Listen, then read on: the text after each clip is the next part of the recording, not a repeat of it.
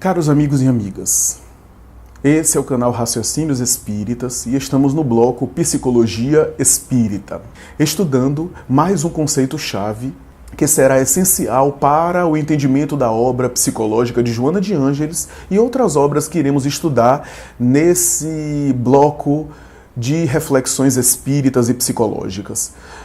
O conceito que iremos agora esclarecer é a respeito do termo psicologia profunda ou psicologia analítica. Em verdade, a expressão psicologia analítica é a teoria de Carl Gustav Jung, o psicólogo, ou melhor, psiquiatra suíço, que foi discípulo de Freud na produção do conhecimento da psicanálise, né? Era discípulo de Freud e psicanalista, portanto, mais tarde, ao divergir sobre alguns pontos da teoria freudiana e separar-se do grande mestre, pai da psicanálise, ele fez sua teoria e deu o nome de psicologia analítica, que é quase que uma expressão sinônima de psicanálise. Era como se Jung quisesse fundar a sua psicanálise. E, em vez de dar um nome diferente, deu psicologia analítica, porque a psicanálise é uma espécie de psicologia analítica, proposta psicológica que analisa, que disseca. Psicoanálise, psicanálise freudiana, psicologia analítica. Em termos de semântica, de significado, significa a mesma coisa que psicanálise, só que ele deu esse nome para, de alguma forma, definir a sua escola psicológica, a sua teoria e diferenciar do pensamento freudiano, que tem algumas diferenças que iremos examinar mais adiante. O que é importante a gente entender é o seguinte: a psicologia de Freud, chamada psicanálise, é conhecida também como psicologia do ego.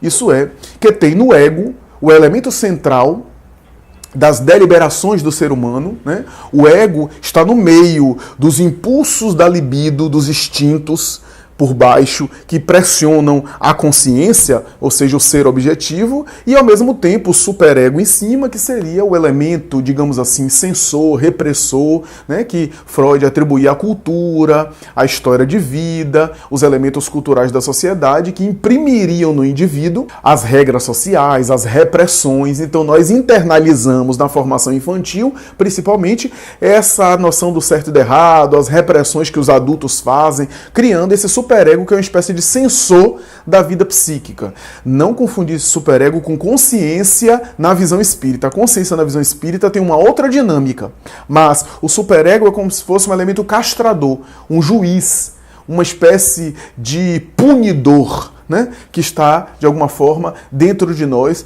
reprimindo os instintos mais primários. Então essa é mais ou menos a ideia, e o ego estaria no meio, tentando escolher entre satisfazer a libido, ou seja, o prazer, o lado animal nosso, né, porque libido na psicanálise de Freud é mais abrangente do que apenas o desejo sexual. A libido tem a ver com tudo aquilo que dá prazer ao ser humano do ponto de vista físico. E, ao mesmo tempo, atender o superego, para não ficar, de alguma forma, com consciência de culpa, descontextualizado na sociedade, em conflito com o meio social. Então, o ser humano da psicanálise sempre vive em conflito e em tormento com essas duas dimensões.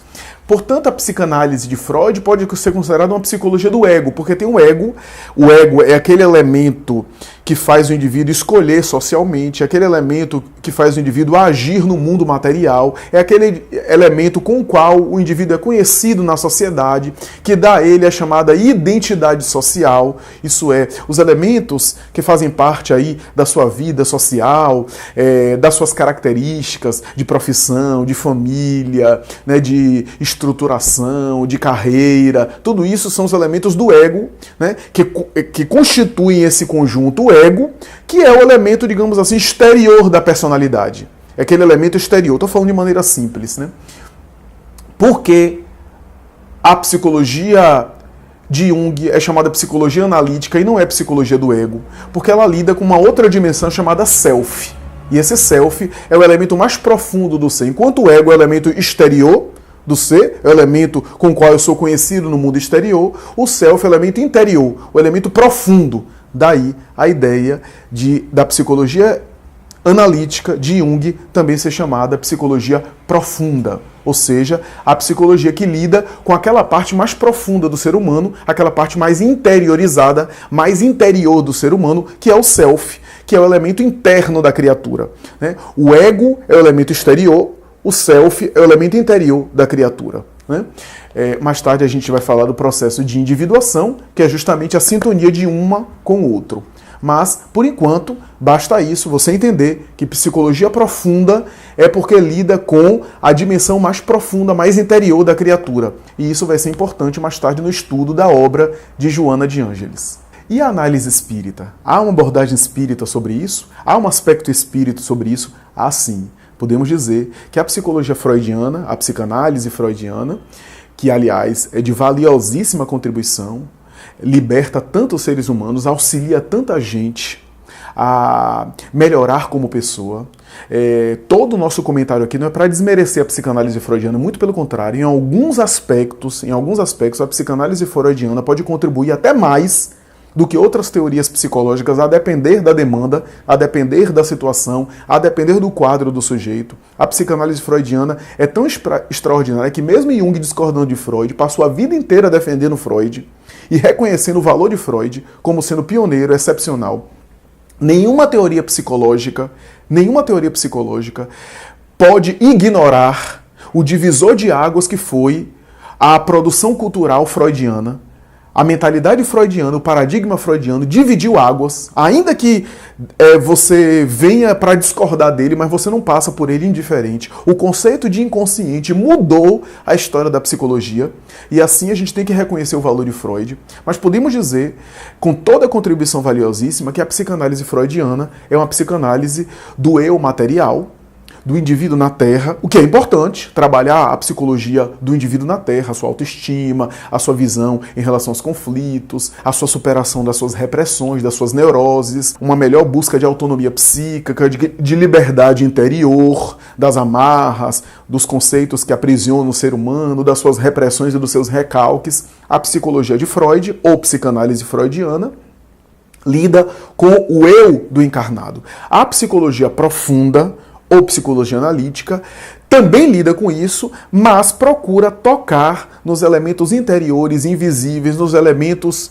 que transcendem, digamos assim, ao ego, ao indivíduo aqui encarnado, falando dos arquétipos, dessas imagens, desses elementos míticos do inconsciente coletivo, que não necessariamente são materiais ou são do plano encarnado. Alguns deles são do plano espiritual e tem raízes na dimensão espiritual da criatura. É por essa razão que Jung é considerado por alguns autores o pioneiro da psicologia transpessoal, a psicologia que aborda as questões espirituais, as questões da espiritualidade.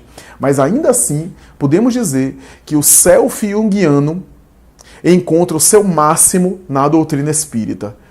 Porque a psicologia do ego é uma psicologia do ser encarnado, a psicologia do self procura ir até o ser espiritual, o ser profundo, mas Jung deu apenas os primeiros passos. Podemos dizer que aquilo que Jung não conseguiu alcançar, aquilo que Jung não conseguiu lidar por conta de impossibilidade, de preconceito acadêmico, de limitação da época, a doutrina espírita ilumina e faz. Porque nossa forma de entender, o que talvez faltou mais é a ideia da reencarnação. O que faltou na teoria junguiana, em nosso modo de entender, foi a tese reencarnacionista, para se aproximar um pouco mais, sem conseguir alcançar totalmente, da psicologia espírita.